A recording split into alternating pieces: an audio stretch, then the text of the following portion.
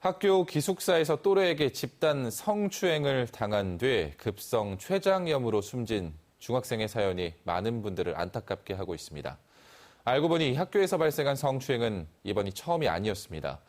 작년에도 학생들 간의 성추행이 있었고 경찰 수사까지 받았지만 그때도 학교 측 대처는 미흡했습니다. 남궁욱 기자입니다. 학교 기숙사에서 또래들로부터 집단 성추행을 당한 뒤 스트레스성 급성 췌장염으로 숨진 A군. A군의 부모는 다른 방을 쓰던 일부 가해 학생들이 A군의 방에 오지 못하게 하는 등의 기숙사 생활 관리가 철저히 됐다면 막을 수 있었던 일이라고 안타까워했습니다. 사감 선생님이 그걸 알고도 그냥 갔다고 하면서 그때 사감 선생님이 그거를 좀 잘 지켜만 주셨어도 이런 일이 더 안 벌어졌을 건데라는 말도 하더라고요. 그런데 기숙사에서 벌어진 성추행 사건은 이번이 처음이 아니었습니다.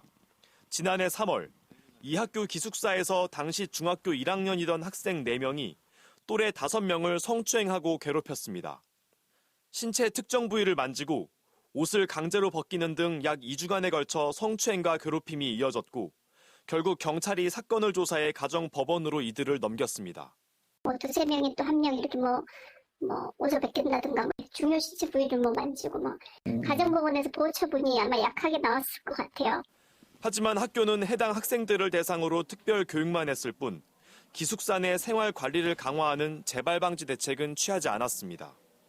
그런 부분이 있었음에도 불구하고 어쨌든 이렇게 된 거에 대해서 제가 더 이상 어떻게 할 말이 있겠습니까?